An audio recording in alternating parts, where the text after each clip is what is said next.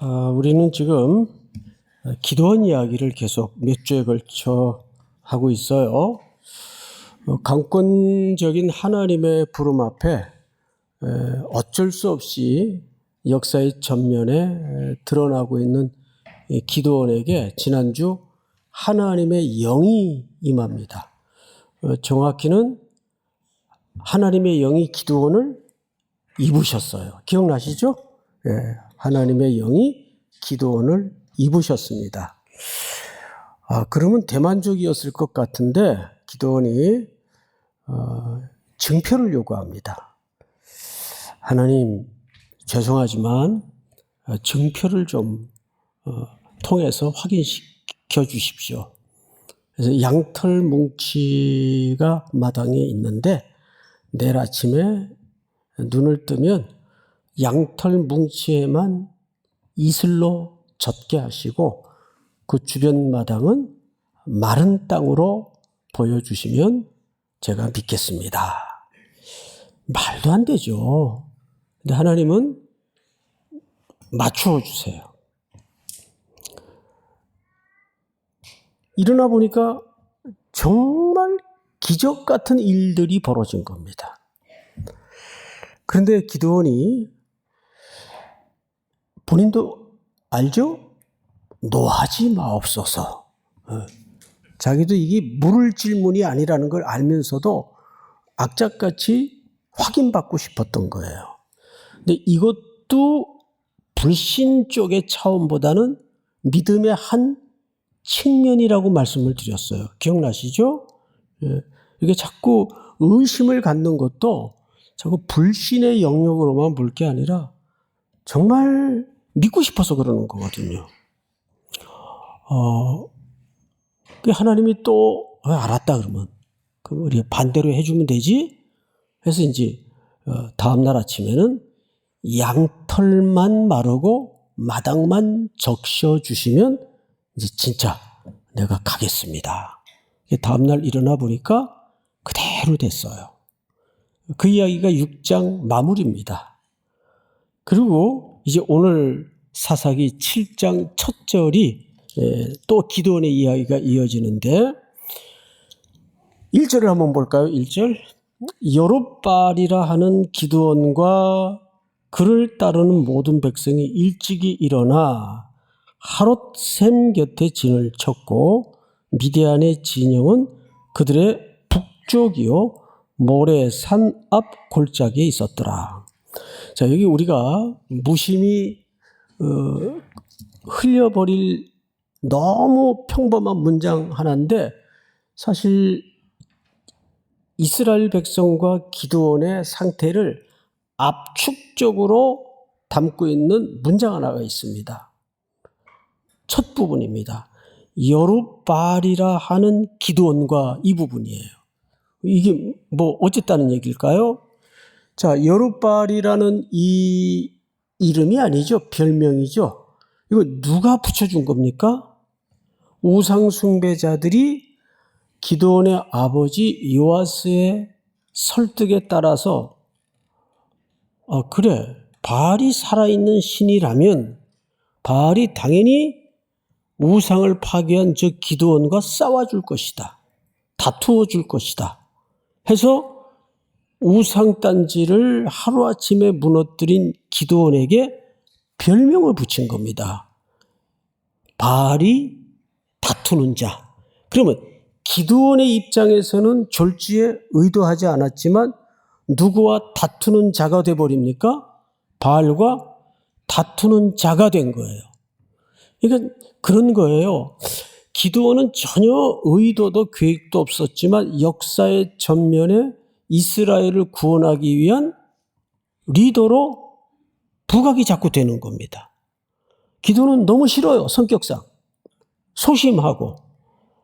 근데 여기 지금 첫머리에 여룹발이라 하는 이 말은 어쨌든 투쟁적인 의미가 담아져 있고 적과 싸워야 되는 수장의 그림을 담고 있어요. 그런데 뒤에 그 사람 이름이 뭐예요? 기드온이에요. 기드온이 역사의 전면에 처음 등장할 때 어디에 있었나요? 포도주 짜는 틀 안에 남은 그 조그만 곡식이라도 빼앗길 새라 숨어서 타작을 하고 있어요. 기지를 하고 있었어요. 기드온이. 그러니까 매우 두렵고 소심하고 흔한 시장용어로 쫄아 있는 아주 천형적인 소심한 모습의 장면을 들키게 됩니다. 자, 이 두 이름이 얼마나 언밸런스예요. 앞뒤가 안 맞죠. 하나는 커다란 대적 앞에 나라를 구할 투쟁해야 될 용사의 모습으로 이름이 얹어져 있고 그 뒤에는 그래야 될 사람이 기드온이에요. 자연인 기드온은 우리에게 그 포도주 즙 짜는 틀 안의 모습이 떠오를 수밖에 없는 소심하고 두려워하고 떨고 있는 모습입니다.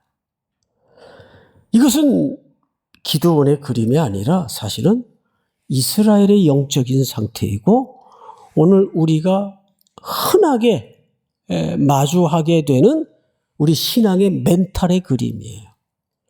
우리도 그렇잖아요. 지금 여기 앉아 계신 분들 가운데도 나이를 막론하고 각각 자기가 처한 넘을 수 없을 것 같은 큰 산맥 앞에 어쩌나 이러고 서 있는 사람들, 또 여러 가지 현실적인 책임, 필요 이런 것들이 산적해 있어요. 내가 가지고 있는 여건으로 봐서는 이거 감당 못할 여건인데 나는 거기에 비해서 너무 부족하고 가진 것도 없고 앞뒤 현실과 감당해야 될 나는 안 맞는 엇박자가 자꾸 나 있는 거죠. 그러니까 여룻발이라 하는 기드온이라는 사람, 이 설명 자체가 정확하게 그 그림을 드러내고 있는 겁니다. 자, 그런데 그를 따르는 모든 백성이 일찍 일어나 어디에 진을 쳤습니까? 하롯 샘 곁에 진을 쳤고, 이 지명이 굉장히 또 재밌습니다. 하롯이라는 말은 하렙이라는 말에서 시작이 된 뿌리를 갖고 있는데 이런 뜻입니다. 떨다, 두렵다, 떠는 이런 뜻입니다. 그 샘 이름이. 거기 하필 진을 쳤어요. 그러니까 앞에 미디안이라는 대군이, 그것도 아말렉이라는 연합군과 함께 합세해서 몇 명이 지금 골짜기에 진을 쳤는가 하면 13만 2천 명이 진을 쳤어요. 13만 2천 명이. 그러니까 그 대적은 분명히 이스라엘의 원수요, 싸워야 되는 대적인데 넘을 수 없는 벽이에요. 그러니까 하롯샘 곁에 진을 쳤다는 말은 이스라엘 백성들과 오늘 이 글을 대하고 있는 독자들의 냉엄한 현실을 그대로 보여주는 구도입니다. 하롯샘 곁에. 지금 우리는 전부 하롯샘 곁에 어떤 위축돼 있고 떨고 있는 우리의 모습을 보게 되는 거죠. 자, 그러면 2절로 건너갑니다. 여호와께서 기드온에게 이르시되 너를 따르는 백성이 너무 많다. 자, 여러분, 이제 이렇게 기드온이 순종해서 병사를 데리고 어쨌든 적과 마주하기 위해서 하롯샘 곁에 이런 심적인 두려움과 불안과 걱정을 끌어안고 서 있다면 너 굉장히 지금 떨고 있구나. 아직도 걱정하지 마. 저쪽이 13만 2천 지금 들어와 있는데 내가 3배 병력을 증강시켜 줄게. 내가 그건들 못하겠냐? 너를 죽이겠다고 달려들던 사람들의 마음을 바꾸어서 너를 따르는 병사로 내가 소집을 했는데 그거 못하겠냐? 이래도 지금 이게 안심이 들똥말똥 갈똥말똥한데 오히려 지금 숫자가 너무 많다. 지금 이스라엘 병력이 몇 명인가 하면 3만 2천 명이에요. 그러면 적의 13만 2천 명과 비교하면 4분의 1밖에 안 되는 턱도 없는 숫자입니다. 근데 많대요. 하나님은 어떤 의도를 가지고 자꾸 줄여나가기 시작하는 거죠. 왜 그랬을까? 우리 신명기 20장을 띄워주세요. 네가 나가서 적군과 싸우려 할 때에 말과 병거와 백성이 너보다 많음을 볼지라도 그들을 두려워하지 말라. 애굽 땅에서 너를 인도하여 내신 네 하나님 여호와께서 너와 함께 하시느니라. 자, 여러분 묻습니다. 저쪽이 13만 2천 들어와 있으니까 2배 병력을 증강하는 게 승리의 요건일까요? 하나님이 함께 하시는 게 승리의 요건일까요? 그 대답만 그렇게 하지 마시고. 할렐루야. 모든 역사는 기드온이 움직이지만 실제 누구의 손이 역사하시는 겁니까? 하나님의 손이. 하나님의 손이. 그래서 여기 손이 굉장히 중요한 포인트예요. 그래서 오늘 본문도 보시면 2절 여호와께서 기드온에게 이르시되 너를 따르는 백성이 너무 많은즉 내가 그들의 손에 미디안 사람을 넘겨주지 아니하리니 이는 이스라엘이 나를 거슬러 스스로 자랑하기를 내 손이 나를 구원하였다 할까 함이니라. 오늘 첫 번째 꼭지가 뭐냐 하면 내 손에서 모든 것을 하나님의 손으로 이양하는 거예요. 내 손을 통해 하지만 이게 내 손으로 하는 게 아니에요. 누구의 손이? 하나님의 손이. 내 손에서 하나님의 손으로. 그래서 오늘 여기서 우리가 기억해야 될 것은 뭐냐 하면 내 손에서 누구의 손으로 주권을 넘겨야 됩니까? 하나님의 손으로 주권을 넘겨야 돼요. 이게 매일매일 내 일상에서 치열하게 올라오는 싸움입니다. 자, 그 다음에 성경을 또 볼까요? 3절.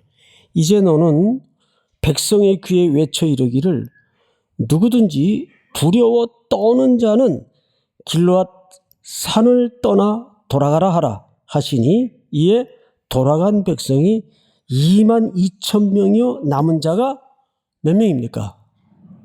그럼 거의 몇 분의 몇이 가버린 겁니까? 3분의 2가 가버린 거예요. 이건 이제 분위기상 파장이에요.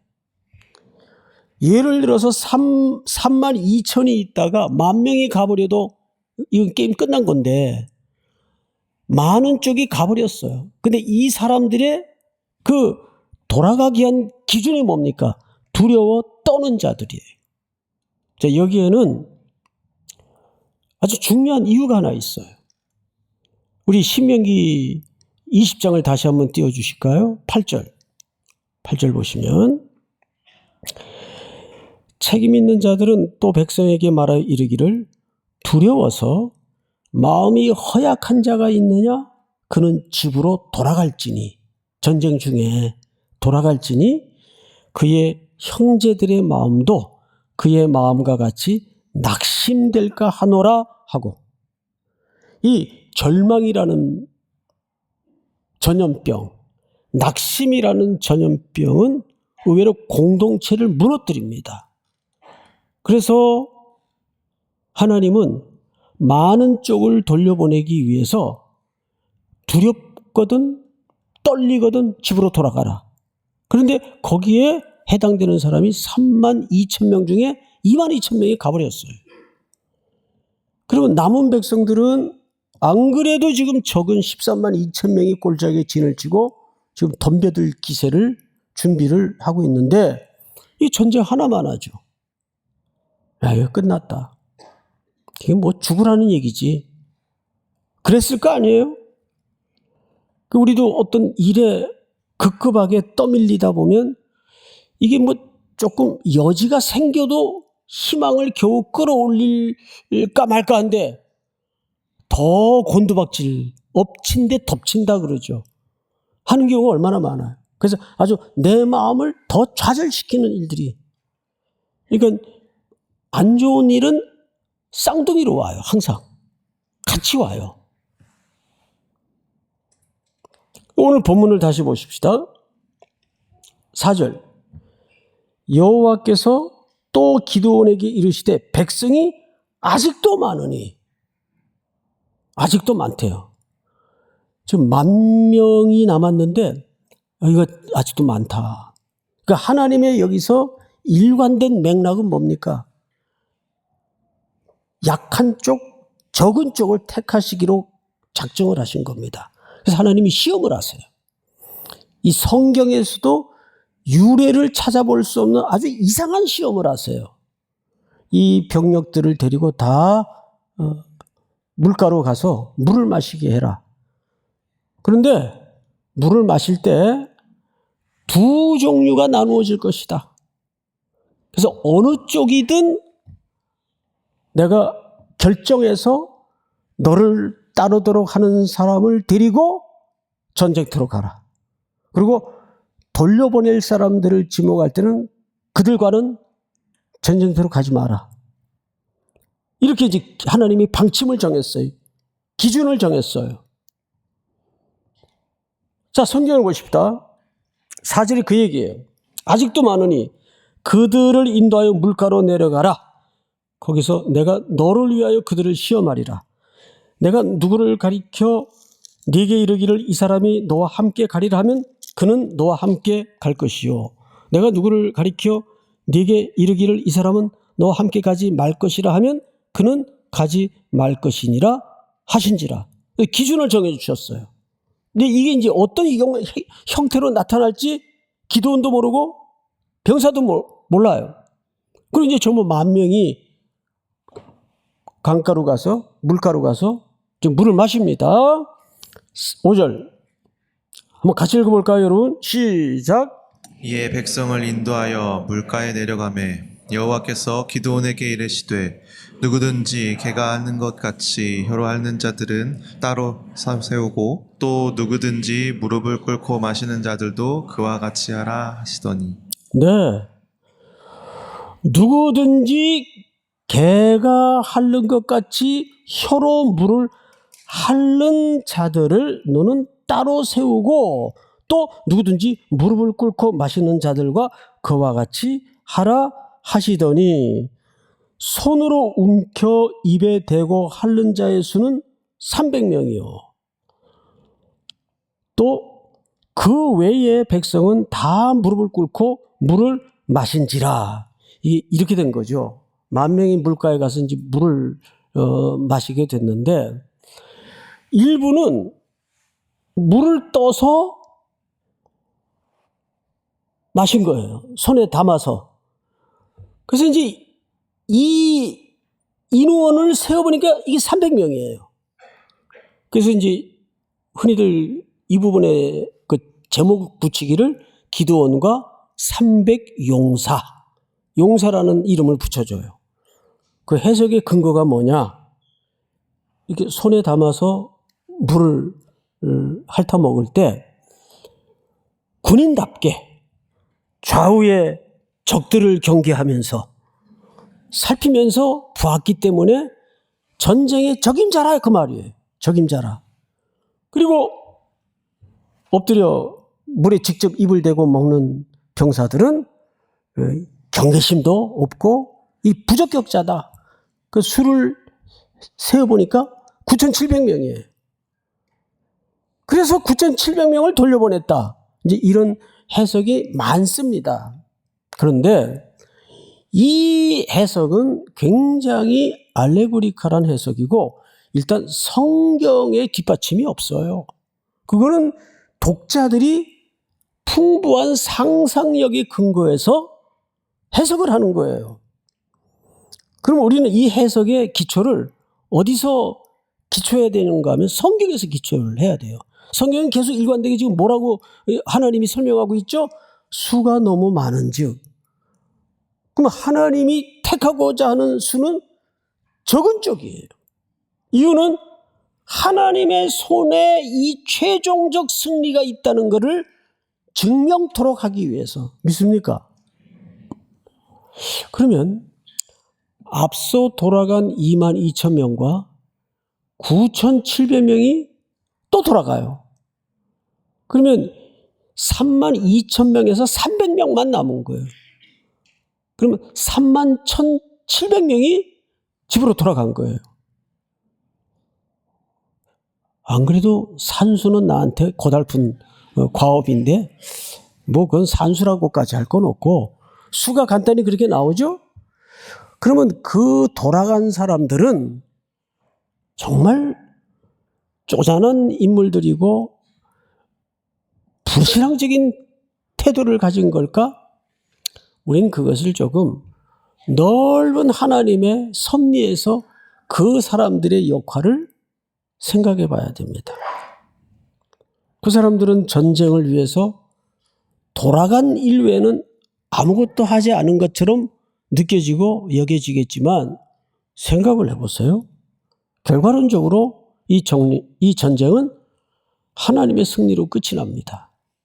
그러면 이 전쟁은 병력의 숫자나 용감함에 있지 않고, 용감함에 있지 않았다는 말은 누가 제일 확실히 증거할 수 있을까요? 돌아간 31,700명. 자기들이 증거예요. 그러니까 이 사람들은 역설적으로 하나님의 이 위대한 승리에 뭐가 돼 있는 거죠? 증인의 역할을 하는 거예요. 그러니까 하나님 안에서는 쓰잘데기 없는 일도 없고 쓸데없는 인물도 없어요. 다 하나님께서 쓰십니다. 도마의 의심도 하나님이 사용하셨어요? 안 하셨어요? 사용하시죠. 하나님의 주권을 믿어야 돼요. 당장에 불행해 보이고 슬퍼 보이는 일들이 영원히 불행해지고 영원히 슬퍼 보이는 일이 없어요. 오히려 그들이 나중에 정말 이 전쟁의 승리야말로 하나님의 위대한 주권과 능력으로 이루어졌다는 것을 제일 강력하게 증언할 사람이 그 사람들입니다. 믿습니까? 이렇게 하나님은 앞으로 다음 주부터 격렬하게 벌어질 전쟁의 원리를 우리에게 던지는 거죠. 성경을 다시 돌아가서 마지막으로 7절 다 같이 시작.